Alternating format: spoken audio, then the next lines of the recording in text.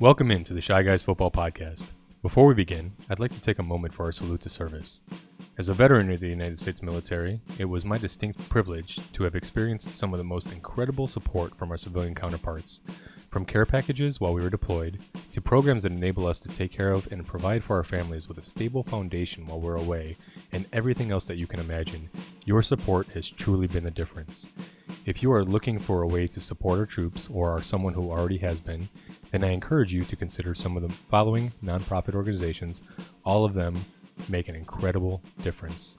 Please visit thewoundedwarriorproject.com, the Navy Marine Corps Relief Society at nmcrs.org, the Special Operations Warrior Foundation at specialops.org, freedomservicedogs.org, and hopeforthewoundedwarriors.org. For those who need the help, they deserve it. Let's make sure we take care of our troops.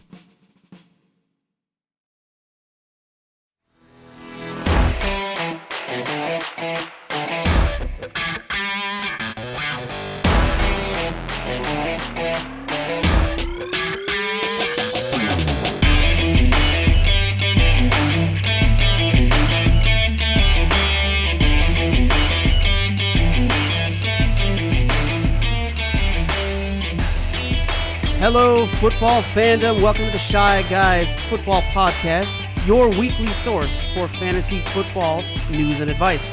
I'm Donnie Mack, and with me, as always, is Anthony Lukasic. Hey, how's it going, everybody? Well, I am dealing with injury hell right now on my fantasy teams, and it's been a scramble to try and find some players, especially in my running back position. Trying to make some trades happen. We'll see if I can convince some people to let those go through. Guys, come on. We'll maybe get some of my replacements in, hopefully. How about yourself? How's your week going?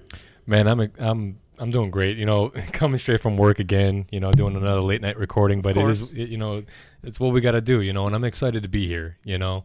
I've gotten a lot of positive reports from people coming back and just saying how good the advice has been and the content and how good some of our picks are. And so I'm super excited to be here. In fact, it got me so jazzed to hear that news. I actually wanted to add in an additional little segment here. Absolutely. So before we jump into the rest of our program, I'm going to add in here a little segment that we're going to call Pandora's Box. Ooh. And so what this is going to be is basically, these are going to be some of my picks, okay? Some of my unproven picks. I'm calling things a little bit early. I don't really have the backing. It's just when I watch football, these are some of the things that I take away and that you may not be able to use quite yet. So if you take my advice a little bit too hard in the paint, you might get a little bit burned. But if some of these picks pan out, you might get a bit of a boon. You ready? You excited for this? Yeah, I'm very excited you for this. You want to open Pandora's box? It's dangerous, man. Let's I'm telling do it. you. I wish I had a box here to just crack open. That's what we're going to need. But yeah, that would be a good segment. I'm looking forward to this. This is the fun stuff. For sure. And so what I'm going to talk about here is going to be Travis Fulgham from the Philadelphia Eagles, okay? I've heard a lot of, and I've done a little bit of digging. I've heard a little bit of scope and the landscape and what people believe about this kid. And most of the industry is fading this kid hard. You know, when we see midseason, you know, flashes and just kind of blow up performances and things like that, it's easy to write a lot of those off as just a flash in the pan. It's hard to determine which ones actually have like staying power. Sure. You know, with Fulgham, I'm looking at him and dude, this kid's legit. I'm watching him make plays. He also came on the week prior against San Francisco. He made an incredible acrobatic touchdown. I'm watching this kid play against Pittsburgh last week, and I'm telling you, he is legit. He is the big explosive playmaker in an offense that really needs it right now. Because I'll tell you what, over in Philadelphia, man, their offensive line is banged up. The whole team's hampered by injuries, right? And you got Alshon Jeffrey coming back, and you got Deshaun Jackson coming back. Dallas Goedert will eventually be coming back, right? And so I get the counterpoints to Fulgham and why he's going to disappear, right? I get that. And he might not be too usable this year for redraft. We'll see. But I'm telling you, look for this kid to get more targets because he's earned them. And going through this offensive line, the game is won in the trenches, and this line is going to be losing most plays in those trenches. Okay, they're banged up, they're hurt. They lost another key piece in Jason Peters recently as well, and so they're going to need explosive plays. They're going to need to manufacture these big plays here, and Fulgham is definitely going to be one of those guys. Hey, keep an eye out for this kid. If you're in any kind of dynasty league, absolutely grab this kid up. If you're in a redraft, I would definitely advise stashing him if you have the room. It's tough with all the injuries, so don't cripple yourself. But if you have the room on your redraft team, you might want to stash this kid because he could turn into something. Absolutely. Yeah, definitely. So there we go. Some interesting advice to keep an eye on. We want to hear what you guys think about it too. So don't forget to get engaged with us, comment, email us, send us out some tweets. And don't forget to subscribe to the show. Exactly. Don't forget to like and subscribe. Get that out. So with that, we will move on to the news, notes, and injuries coming off of Week 5. And we've got James Daniels, torn pec, out for the season. That one's got a sting to every day. That's going to hurt. Yeah, that's a big loss for the Bears offensive line there. Most definitely. We also have AJ Green re-aggravating a hamstring issue that's been lingering since camp. We're expecting definitely going to be missing some time. Yeah. We have Alshon Jeffrey missed with a non-COVID illness, expected back. So he should be making his return to action pretty soon. Yep. Michael Thomas now won't be back until after the bye in Week 7. Not what you want to hear out of a first-round pick. Yeah, but at least it is a Carolina matchup. So. That's true. We've got DJ Chark's status up in the air while we wait for more news. Has missed 2 practices because of that recent ankle injury. Not looking good this week. Yeah, and that's not looking good when you miss Wednesday and Thursday practices. Nope, not at all. Sam Darnold will be sitting out another week for Joe Flacco. Regarding Awesome Eckler, some news from Pro Football Doc, who we talked about a bit last week, suggests maybe closer to 8 weeks than 4 to 6 based on current news. Yeah, Pro Football Doc, well, we're going to be referencing him a lot. He's a great source. If you haven't heard of him, he's got a podcast, he's got a website. He's a great reference for any kind of health-related issues with any of your fantasy football players. This guy is the place to go for advice, so we're going to be quoting him quite a bit. Okay, so it looks like expectations should be a bit adjusted. May not get him back until playoffs, but those matchups coming off of that return, Atlanta, Las Vegas, and Denver, little bit of a silver lining. A dim one, but silver lining. Yeah, at least he'll have some solid matchups. Yep, definitely. All right, Deontay Johnson suffered a back injury on a punt return during the Eagles game, expected to play Week 6. We have Dalvin Cook, a groin injury, expected to miss some time, and we're expecting that after the Week 7 bye. That's what it's looking like so far. Yep. This one, Dak Prescott, a horrific ankle fracture Sunday against the Giants, underwent surgery the same night, released the following day. Looks like timeline set forth will have him on track to start the 2021 season, so at least there's good news there. Yeah, that was a scary injury, man. I remember I was watching the game with my wife, and her first reaction was, oh my God, do you think he'll be back this year?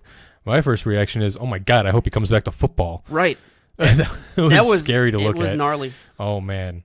Most definitely. Did you see him try to pop it back in? This guy's a beast, man. That just hurts to think about. His first reaction is get back in the game. I love it. Right. Yeah. No, it's great. All right, moving on. We have Coach Ron Rivera revealed that Kyle Allen will be the starter if healthy against the Giants. Looks like he should play. I think all reports are, yeah. Yeah, the latest that we saw was full clearance. Yeah. So good to go. Baker right now is not being ruled out against Pittsburgh coming up. Something to keep an eye on. But with that AC joint. Yep. This one bothers me. Julio continues to be hampered by the hamstring. Another unfortunate case that we're going to have to keep an eye on. And, we're at a coin toss at this point for this coming week. Yeah, for this upcoming week. But you know what? I have Michael Thomas, so I don't want to hear it. Right. So we're both dealing with it. In non-injury news, we've got the Falcons fire head coach Dan Quinn and the general manager, and they named defensive coordinator Raheem Morris as interim head coach. Yeah, you knew this one was coming. Adam Gase, beware. Yep.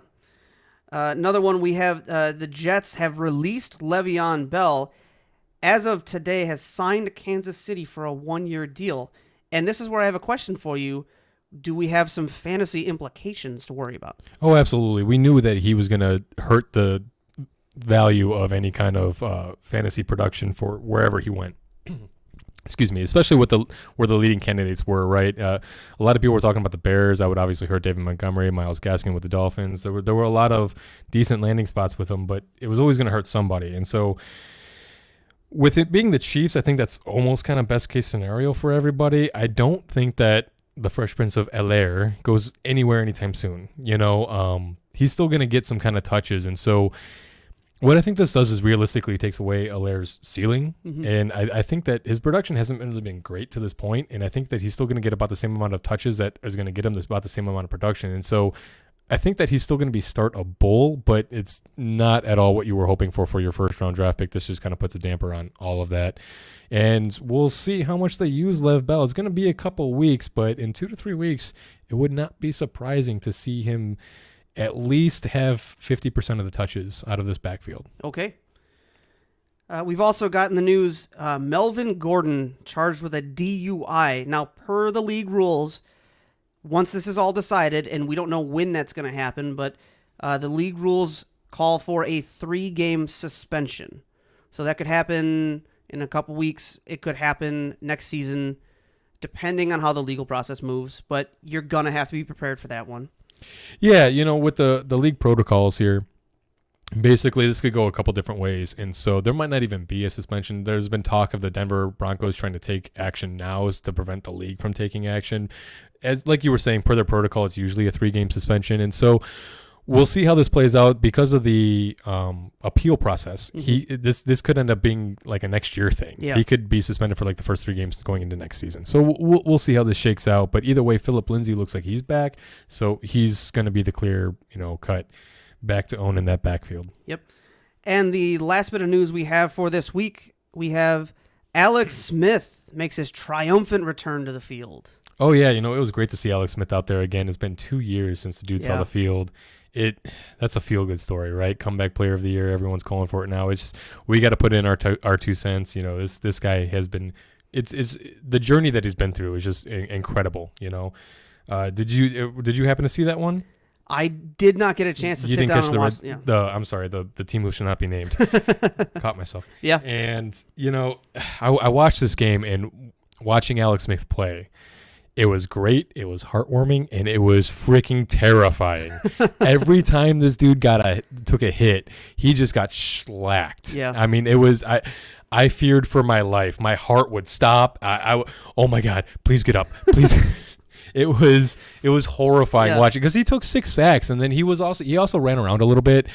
He took some big hits from that, and he doesn't get around as well as he used to. The old Alex Smith isn't back, and Pro Football Doc, speaking of which, he's talked about this several times now, and so now I'm no doctor here, okay, but from the way I understand things is Alex Smith here, he 2 years ago he broke his leg, on the field, and on the field, and the grass is dirty. It's got the bacterias, and the bacterias they get all up in there, and they contaminated that wound there. And in fact, there was so much contamination in that hit their wound that they actually had to cut some sock out. He had some sock in there. Is that right? The boy had some sock in there, and they had to cut that out. Yeah. And so that whole thing, it just got infected. It was a big mess. Like 2 years ago, and lots of surgeries. He had lots of surgeries. It was a long process. He said, I'm coming back to the NFL. We said, really? He said, yeah, I'm coming back to the NFL. And so, lots of rehab, lots of surgeries. And during them surgeries, because of the infections, them bacterias, they ate away at some of the muscles. Is that what they did? The muscles and the tendons. And what ended up happening is it was the necrosis. It was that necrosis stuff. And like I said, I'm not a doctor. I don't know the specific terms. Sure. But, with what happened there, the nerve endings, they all got fried. And so when Kentucky Fried? Kind of like the chicken. Yeah. And so with the nerve endings being fried, and the muscles and the tendons and them all not working right, you could see it. When he walked out of his front door, they had a video of him, but before the season, he had the floppy foot. He had the floppy foot walking out, and on the field, you can kind of see it. Now, his foot didn't look so floppy to me, but Pro Football Doc says he's got the floppy foot. Remember Jordan Reed over in Washington? Yeah. He had the floppy toes, and so now Alex Smith he's got the floppy feet. Floppy feet. Yeah, okay. He's flopping around there, so he don't move around as well as he used to. Yeah. Well, that'll do it for our news, notes, and injuries of Week 5. And now it's time for us to talk studs and duds of Week 5, and it's going to take me a minute to come off the laugh fit I just had there. But I think this is your segment too. yeah, it is. All right. Your... So starting off with our Week 5 studs with our quarterbacks, and this is yet another big quarterback week. I feel like the past couple of weeks we've had big quarterback weeks. Again, we've got it. Leading us off at the top, Pat Mahomes. No surprise there. 30.7 points. I mean, we're talking 22 of 43 for 340 yards and 2 touchdowns, 6 for 21 and another on the ground. And yet, even still, this is just kind of a pedestrian day for Mahomes. For every other quarterback, this is a phenomenal day, and it's fantastic. But for Mahomes, this is just business as usual. It's just kind of like an okay day. He has just been absolutely fantastic this year. I mean, yeah, it's what could have been considered a floor play almost, right? When you were just watching the game. Yeah. He did not look great. I mean, his passing completions was right around the 50% mark. It was not a good day for him. He got destroyed by, the Raiders, and kudos to the Raiders, man. They showed up to play, and that was nobody expected to see that. I mean, Mahomes had some good plays, and that kind of saved the day for him. But, yeah, rather pedestrian day for him, and yet he still puts up 30 fantasy points. This is why he's the MVP, man. Yeah. Coming up very closely behind, we have Ryan Tannehill putting up an even 30 points, 21 of 28 for 195, and 3 touchdowns. That is some efficiency. Yeah, that's the kind of stuff we saw right at the end of last season with the super hyper efficiency, the low volume, high touchdown, At the end of last season, this is the kind of stuff that we said we couldn't really bank on moving forward. Mm-hmm. And to this point, Tannehill had been throwing quite a bit more than we were all expecting. This is back to those numbers that we saw at the end of last season. And, man, you saw the result, 42-16 against Buffalo. They handed them. Yeah. I'm not going to say the dirty words on the air. Right. But, I mean, if you can keep counting on this, you're going to be happy. Yeah, we'll see. I mean, it's Tennessee, so they're a little up and down. I mean, 9-7, 3-4 seasons in a row? Mm-hmm. I mean, they're a little up and down. But, yeah, we'll see. We'll see how they do.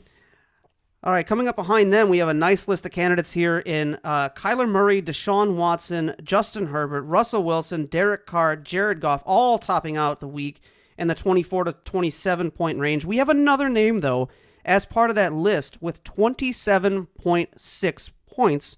And I bring him out specifically because he is this week's king of the moment, our fantasy player to be really excited about, Fitz Magic. And looking, I mean, absolutely glorious. That is such a good picture. I absolutely love that. I mean, give us a little bit about what he's doing right here on our lovely king. So as you can see, this is we got the picture of him impersonating Conor McGregor because it's too wonderful not to use. Yeah, exactly. I want to say that he stole that chain from a teammate's locker room as well. Fitzmagic, he's been showing up this year. Now he disappears, and we kind of knew that he was going to do that, but to be kind of having this kind of year and what feels kind of like a twilight season for him almost, like it's just magical. And it's Fitz magical. It's Fitz magical. And to do that against the 49ers and to have that kind of, you know what? Enjoy the moment, man. Enjoy the moment for sure. Good on you, Ryan Fitz Magic. You are this week's king of the moment. With your beard of wonder. Exactly. Not to be outdone, though, we do have Drew Brees. We got Big Ben, Teddy Bridgewater, Gardner Minshew and that magic mustache, and Carson Wentz in the 19 to 22 range. Again, solid starts this week. You were not disappointed. For sure. Well, that'll round out our quarterbacks, but let's talk about some of our running backs, and not as much to say here. But not a huge week for running backs, no. We had Mike Davis leading the way this week, which was a pleasant surprise. 25.4 points on the day with going 16 carries for 89 yards, 9 receptions on 10 targets for 60 yards and adding a TD on the ground. Great against Atlanta. We'll see how he does against Chicago. Ezekiel Elliott coming in with 23 points, Todd Gurley, Miles Sanders, Josh Jacobs, Darrell Henderson all coming in over 20 points for the week. Let me ask you something there with Darrell Henderson. Is this a sell high situation? Is this something that you might be able to bank on and sell high on? Yeah, he's been here a couple times, right? I would say that this is definitely another opportunity to sell high. I'm not banking on him doing this all the time. I'm not even banking on when I can bank on it. Mm-hmm. You know what I mean? And so with Darrell Henderson, I think you have to trade high with this random merry-go-round, man. You're never going to, I'm telling you, it's going to be almost impossible to predict who you're going to be able to play. And Cam Akers is back, and he looked phenomenal. Darrell Henderson had great bursts to the hole, but other than that, I didn't really find him particularly spectacular.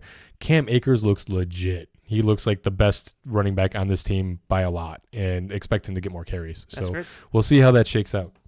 All right, moving on to some of our wide receivers, and we are starting off with a big week out of Chase Claypool. 39.1 points, 7 for 11, 110 yards, and 3 touchdowns. Had 3 carries for 6 yards and another touchdown.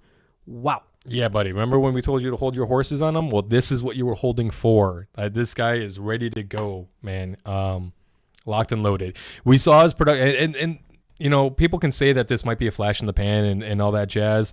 I get it. There's a lot of targets in Pittsburgh, but here's the thing. Claypool's, snap percentages had been coming up. His targets had been coming up a little bit.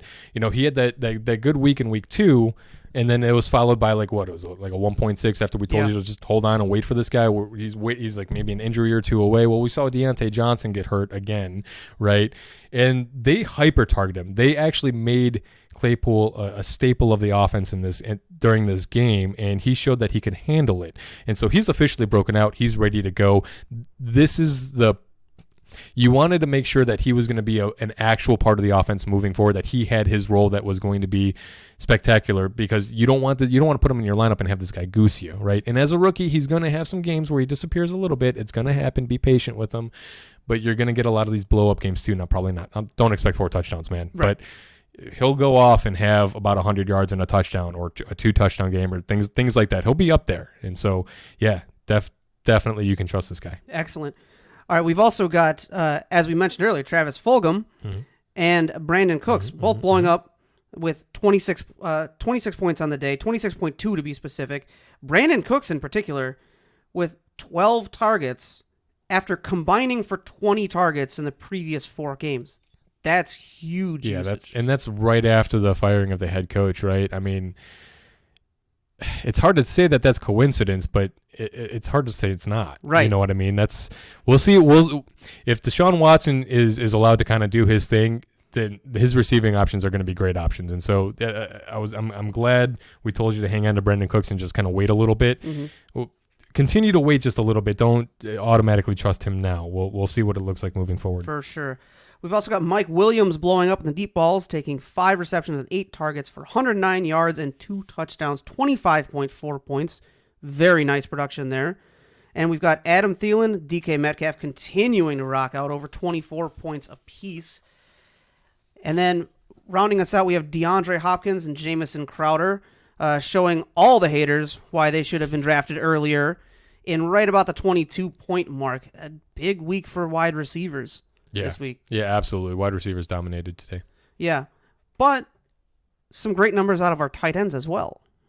Yeah, the tight ends weren't bad. Not as bad as the tight end landscape usually is. Right. Travis Kelce continuing to be he was the other person in consideration for our king of the moment, just because if you've got Travis Kelce, he's been the difference maker at the tight end position for you. Oh, yeah.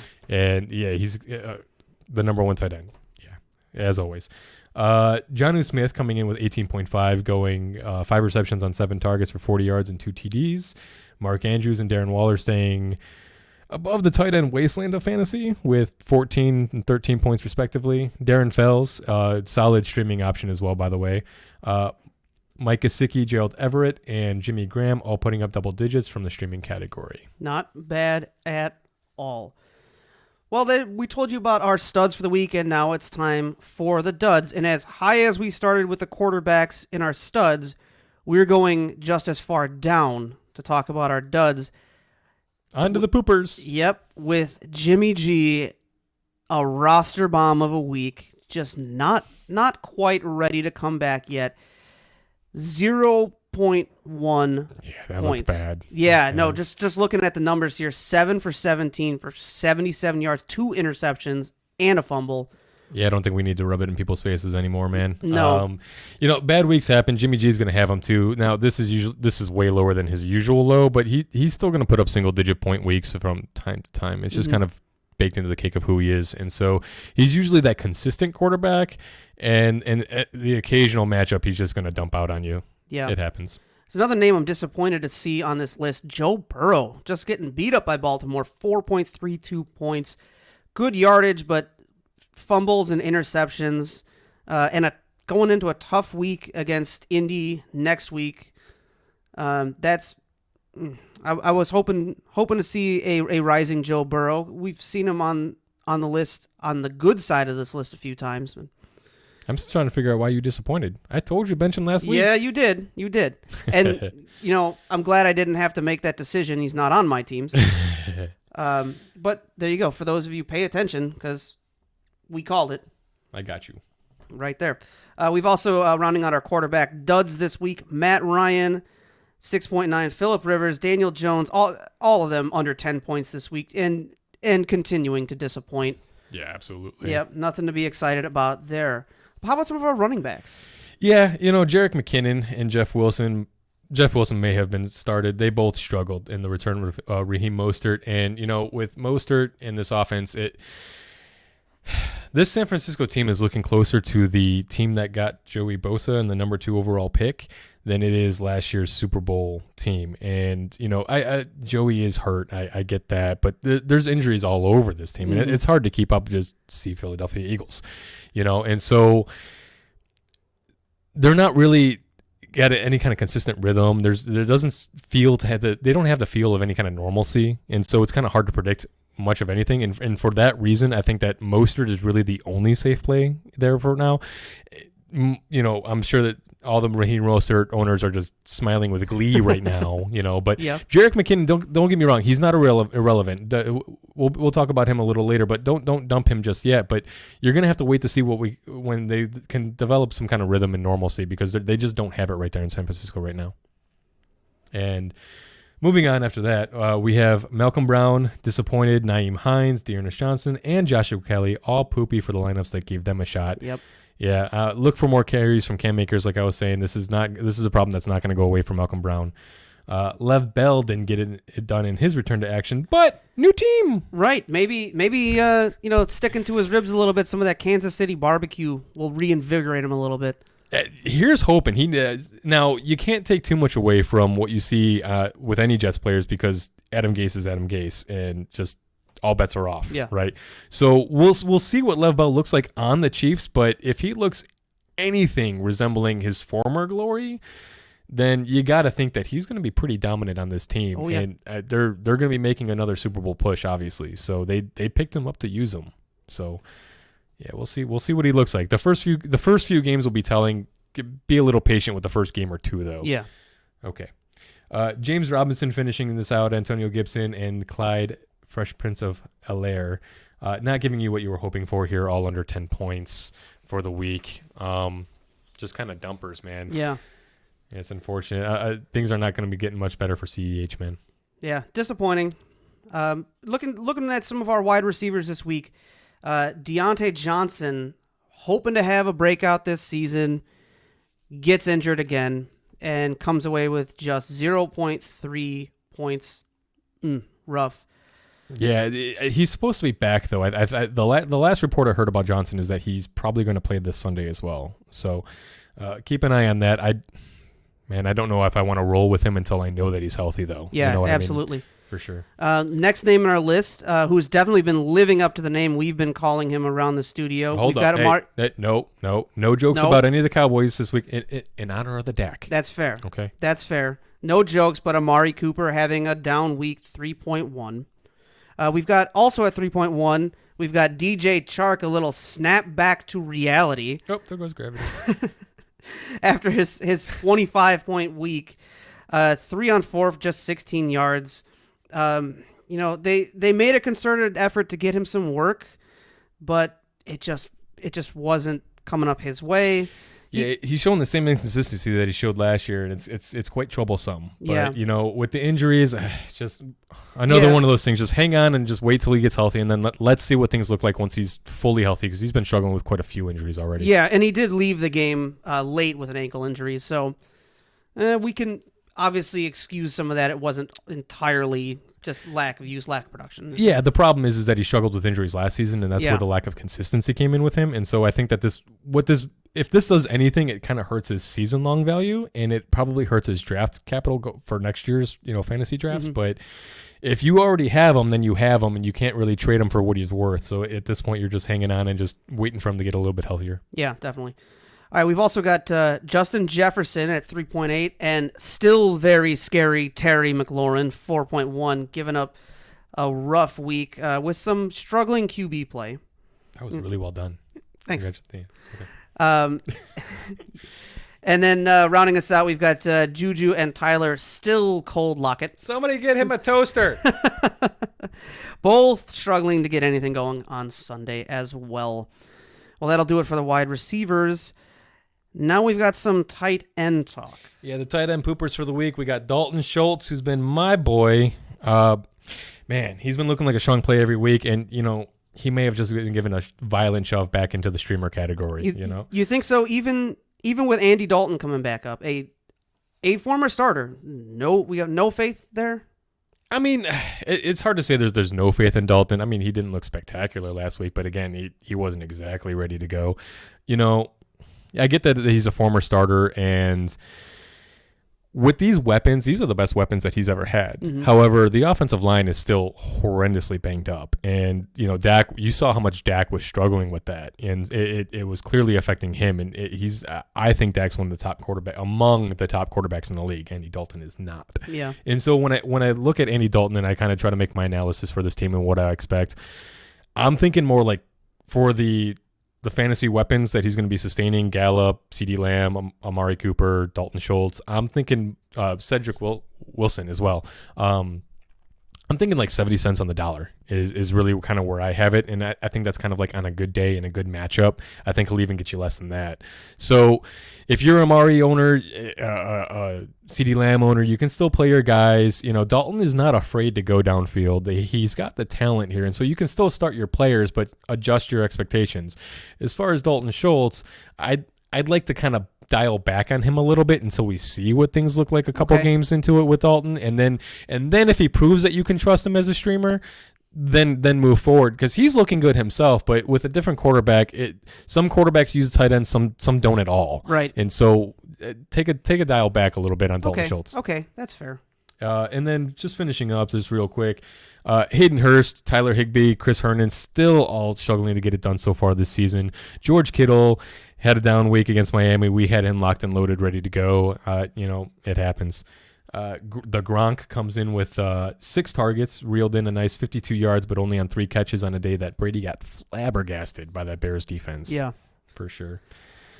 All right. Well, that'll do it for our Week 5 studs and duds. We move right along to a segment that I really like. I think this is a lot of fun. Our start. Sure you do. It's a nightmare for me. Yeah. Start, stash, or trash. This is a lightning round style segment where we are going to find out through some matchups if we should start them, stash them for later, or trash them right off of your lineup. And we're going to start with Andy Dalton Monday night against Arizona. Can you pick him up and just go right into the stream?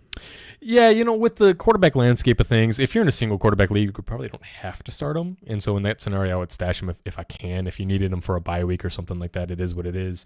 I think, like I said, 70 cents on the dollar for what Dak was getting. Yeah. Dak was putting up 38 points a game. So I think you're still going to be okay. Yeah, I would think so. Yeah. Okay. We've got Tom Brady against Green Bay. Tom Brady against the... I'm going to stash that. Okay. I'm not going to explain it. I'm going to stash that and leave you to that. You can either trust me or not. Justin Herbert versus the Jets. Dial him up. There we go. He's looking fantastic. I don't know if you've seen him yet, but oh man. And he's got a deep ball. Mike Williams has got the thing where he's just going to jump over everybody and go get the ball out of the air. It's going to be magical to watch. I'm looking Keep forward an eye to out it. for Herbert, yeah. We've got Matt Ryan at Minnesota after Dan you know Quinn. What? I'm sorry. Go back a second. Sorry. I believe this game was postponed. I want to say the Chargers now have a week 6 bye. Oh, okay. So check your lineups. Make sure that you're looking for that. I want to say that the Chargers are and Jets that game has been moved. So that might not even be a streaming option this week. Okay. Yeah. I mean, we try and stay as up to date as possible, but this stuff changes by the hour. Yeah. I think I wrote this like a week ago. So. Okay. All right. So moving back on Matt Ryan at Minnesota after the Dan Quinn firing. Yeah, sneaky start. Okay. Yeah, I want to say I like Matt Ryan this week against Minnesota a lot more than everybody else does. I really do think. I know Matt Ryan has been just dumping on everyone's rosters. I've seen him on the wire. Yeah. He's a sneaky start this week. I'm telling you. I think you can trust him in this matchup. I think that he's going to put up some points in this game. Okay. Jimmy G against the Rams on Sunday night if he plays. Stash or trash, as you prefer. You know, if you want to stash him and hold on to him, go for it. Otherwise, you're not playing him. If you want to trash him, go for it. Yep. You can stream. Okay. Now, just because we've been talking about Tampa Bay run defense shutdown, Aaron Jones against Tampa Bay. He's Green Bay. He shouldn't be on your roster. No, you can start him if you have him. Yeah. Don't be afraid. Start your studs. I know we talk about matchup based and stuff like that. That's for the guys that are kind of borderline cusp. You have some kind of worries, some kind of flags. You know, when it comes to your studs, start your studs. Yep. Joe Mixon at Indy, speaking of starting studs. Yeah, well, remember when I said if you got some flags? And so this is start if you have to, but if you're lucky enough to have, an alternative, like for me, I have Alexander Madison, who I think I'm absolutely going to be starting in place of Joe Mixon this week. Madison may only have 1 week in him, maybe more. We'll see what happens with Dalvin Cook, but I'm more than happy to capitalize on it this week in a matchup that Joe Mixon is just Indy's tough. Indy's really tough. Yeah. Devonta Freeman at Washington. Roll him out. Freeman's looking great. Freeman is absolutely looking great. Roll him out. How about Darrell Henderson at San Francisco? About 40% of snaps. Stash, trade. Do I have to say this every week? Yes. Okay. Well, I mean, yeah, about 40% of snaps, man. This is not production that I want to trust. You know what I'm saying? I'm not going to trust him to put up 20 points every week in my life. Hell, I'm not going to trust him to put up 12. Okay. You know what I'm saying? So, in this matchup against San Francisco, I realized what Miami just did to them. But, you got to figure that might light a fire under the booties. Could be, yeah. This is not a matchup I really want to trust anybody that I already have reservations about. It's fair. All right, Jerick McKinnon against LA. Stash. Like I said, Mostert's going to be the only one here moving forward for now until we kind of see some normalcy reestablish itself in San Francisco. Just a stash? Yeah, I mean, you can trash him if you want to, but man, Jerick McKinnon, he's got the opportunity any given week when they really need him, they can use him, and he's already shown the ability to put up some points this season. I think it would be a mistake letting him go. Okay. How about Mark Ingram at Philly? Yeah, I hate that we can't trash him. I guess you're stuck holding them, but don't play him. Don't play him this week. All right, now what else we got? What you got for me? This one might be a tough one. We got Marquise Hollywood Brown at Philly. Well, yeah, this is a tough one. Okay, so Hollywood's got no less than 6 targets in any game this season. That's encouraging.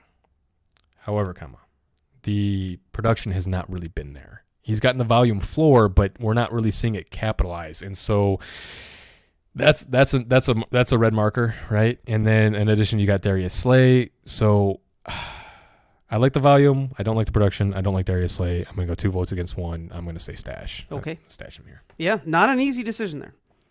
All right, coming off of 8 targets last week, Deebo Samuel.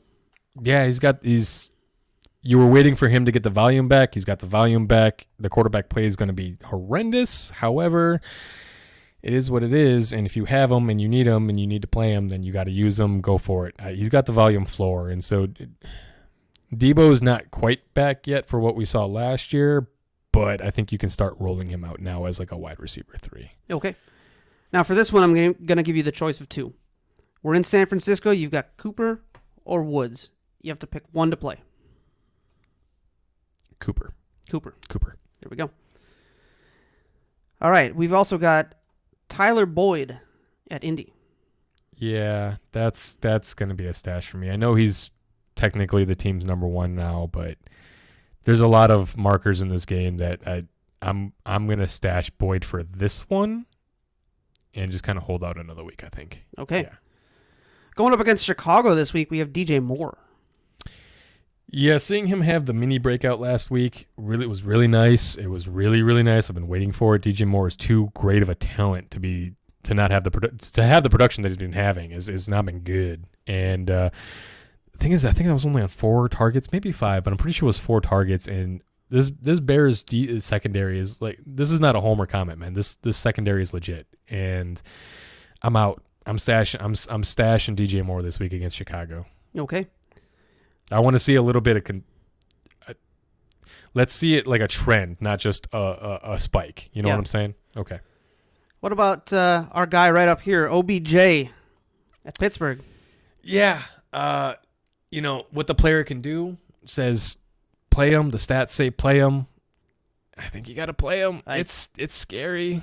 It's scary, man. But yeah, no, he's kind of. When it's an up day, it's an up day.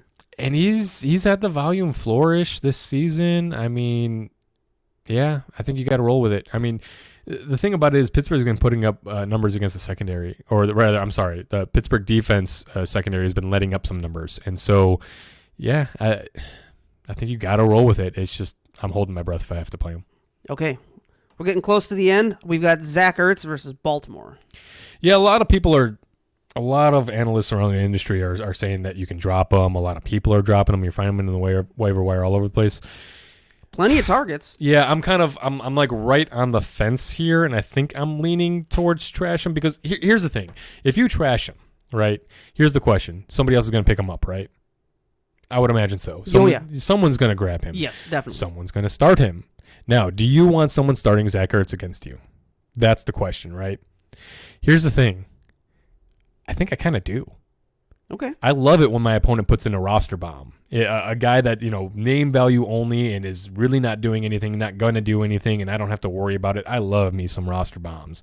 Putting a roster bomb like Zach Ertz onto the wire, if he ends up being a roster bomb. Now, if he ends up blowing up over the second half of the season, you never know how a team's going to turn around. And Philadelphia's got one of the best coaches in the league in Doug Peterson.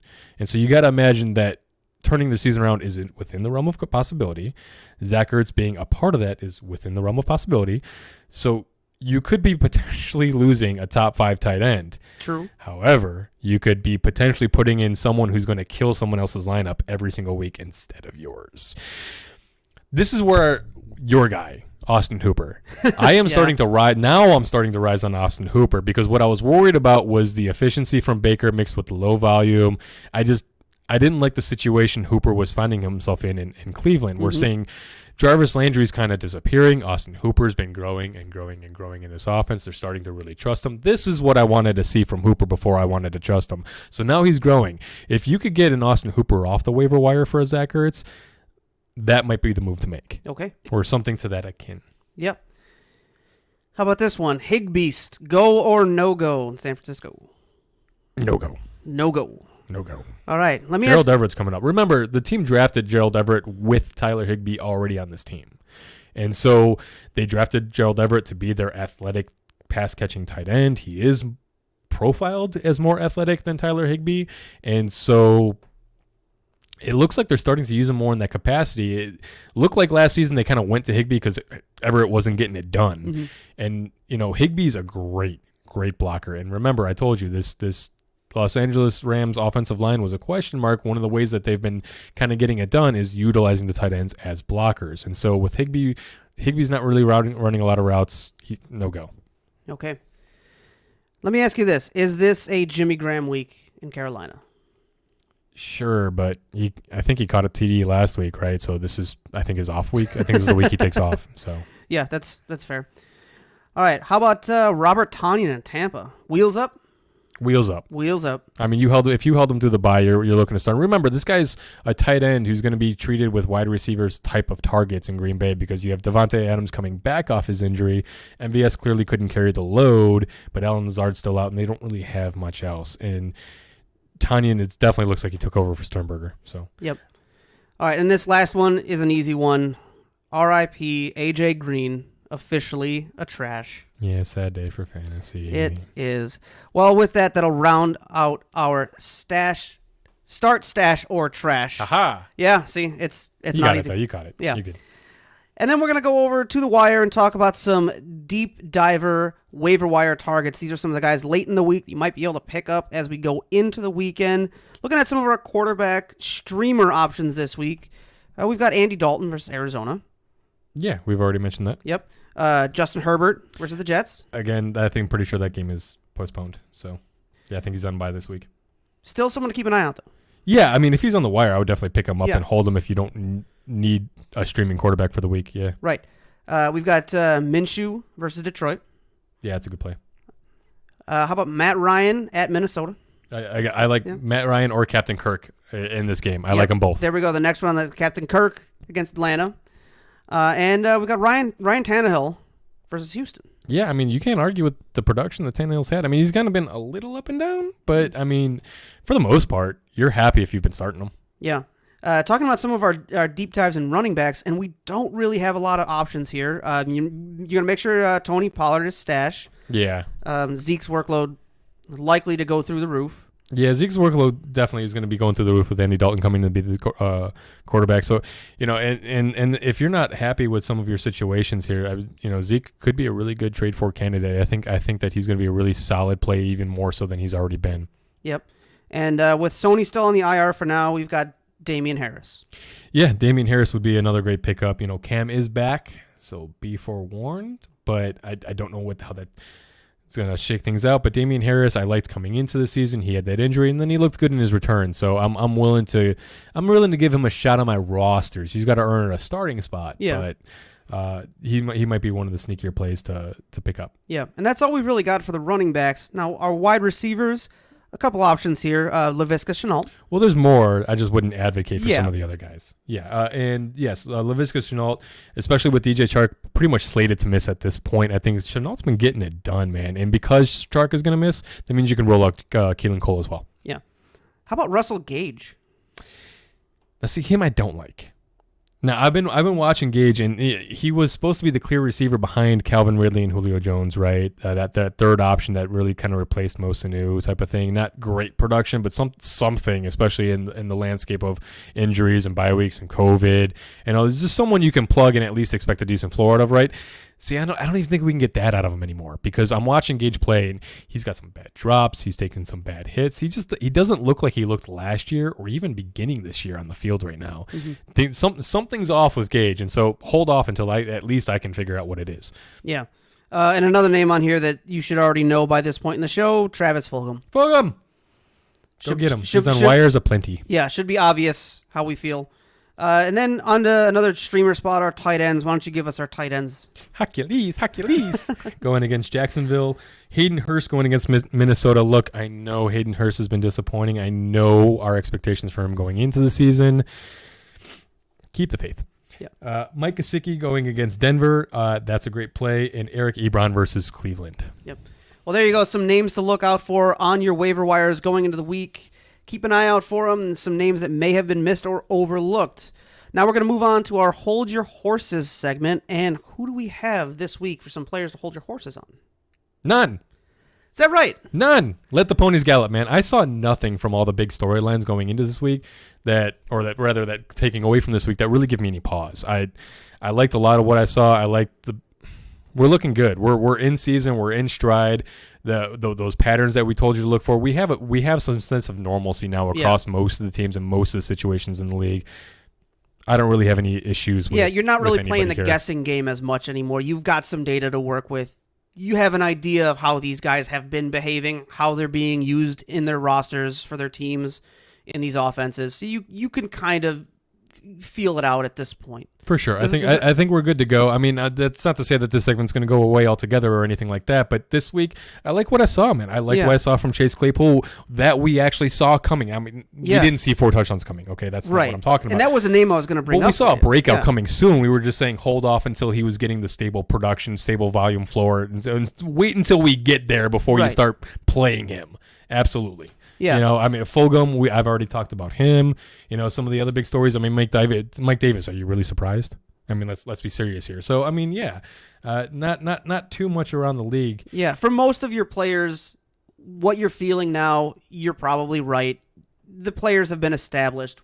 Especially the new guys on new teams, the rookies coming in, they're established now. Yeah, we know it's real. Yeah. You know, for sure. So there you go. For your hold your horses this week. Let them ride. Yep. Let them ride. All right, now it's time for your weekly dose of daily fantasy with our DFS Smash Plays of the week. These are some of those targets for those of you that play daily fantasy sports, trying to win some money. You may have some value picks here. You may have some obvious picks here of, yes, make this choice. We're going to run through a list of a few of those options right now. Anthony, why don't you take it ahead? Yeah, so go get your money. Kyler Murray against Dallas, that's going to be a smash play. Matt Ryan or Captain Kirk is the cheap option. I like either in this matchup. Zeke at home against Arizona or King Henry versus Houston would be great plays if you can count on those. Chase Edmonds could actually be a cheap play that will see some volume and a good chance for a TD against this defense. Now, with Chase Edmonds, keep in mind, he's starting. I think he's going to be starting to take some touches away from Kenyon Drake. Kenyon Drake is looking like nothing like he's looked at in the past, like last year. We were expecting this kind of electric, just kind of monster performances from Kenyon Drake, and instead he's looking like a guy who's struggling to run between the tackles, is trying to run hard, like he's a bigger back than he really is. You know, I don't know if it's going on with something from the injury with the boot preseason or what's going on in the scenario, but in either case, Kenyon Drake has not been looking like this season like anybody expected him to. Mm-hmm. We all had him high. Chase Edmonds, I've been saying, keep an eye on Chase Edmonds because he is looking electric, and I think he's going to start getting a lot more opportunities in this offense. Great play for DFS right now. Other than that, Alexander Mattison is also a great play if his price wasn't adjusted. Make sure that you check your platform, whether it's DraftKings or FanDuel, or there's tons of them out there, whatever you guys like. Check the price for Alexander Mattison. It might not have been adjusted for the Dalvin Cook injury, right? So that could be an easy, cheap smash play. DeAndre Hopkins and Adam Thielen, I like both as incredibly safe plays with high upside. Mike Williams against the Jets could be a great play, especially if Keenan Allen misses. I'm telling you, man, Herbert is getting more and more confident with his deep ball, and he's looking good. Jonnu Smith against Houston is my tight end pick for the week. Well, there you go. All you daily fantasy players, there's some of our smash plays of the week. Hopefully we win you a couple of bucks, and if we do, I think you owe us at least a subscription to this channel. Yeah, I think that's a fair trade, right? I like to think so. I like that a lot. All right, well, as we like to round out our show with a little talk of the hometown, we take a little trip down Lakeshore Drive to the hometown corner to talk about our lovely Chicago Bears. You know, it sounds like you didn't make that up on the spot, but the fact is I know you did. You know, you do what you do. They can't all be winners. I like it. No, it was good. I liked it. No, that was very good. Left guard James Daniels going down is a huge loss for this group. We'll have to see how much that impacts the line going forward. But, you know, traveling to Carolina, this should be an interesting game. The Panthers playing a bit beyond what many expected to see from them going into this year, and all without Christian McCaffrey on top of it. This can easily become a scary ball game for the Bears. They need to move quick and strike on the mark to the intermediate routes and run an effective, fast-paced offense to pull away with the win in this one. Most of what I've been saying previously still holds true at this point. So now it's just kind of observing and watching how things unfold over the next few weeks, seeing how they kind of develop and seeing if they can develop at all. You know, we'll see if Foles can get the rhythm that he wants to find with this offense, but Carolina will absolutely provide the opportunity, but this is not a gimme week by any means. Well, there you go. A little talk of our hometown Chicago Bears. And with that, we will bring Episode 5, Week 5 to a close. And as we start getting ready and looking forward to Week 6, we want to remind you, be aware of some of the bye weeks that are coming up, especially as games get shifted around through rescheduling. Yeah, who we got this week, Don?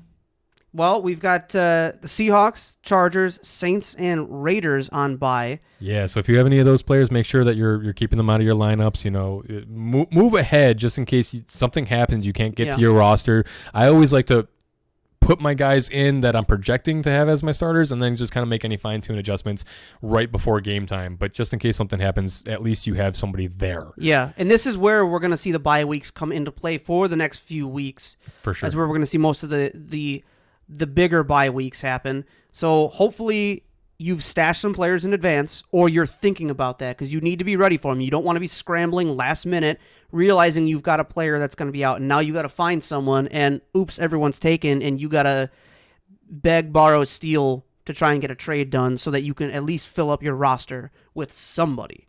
Yeah, absolutely. And if you're a struggling team, if you only have one league or you have multiple leagues and they're not doing well, it's still early in the season. Don't give up hope yet. Don't quit. Don't dump your guys. Don't play people through the bye weeks and just stop paying attention. Cultivate your roster, groom it like you're tending a plant. Okay, stick with it. Stick with us. We're gonna help guide you to all you got to do is make the playoffs. Okay, right. We're gonna help guide you to the playoffs and even beyond. We're gonna stick with you guys.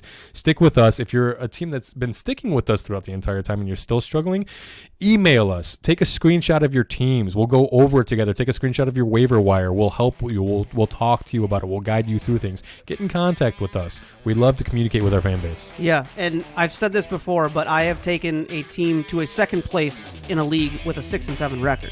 Yeah, absolutely. You got to make it to the playoffs, and then everything changes. I had 3 wins last year in one of my leagues, and I was 1 game out of the playoffs. I missed the playoffs by 2 points in the final week. See?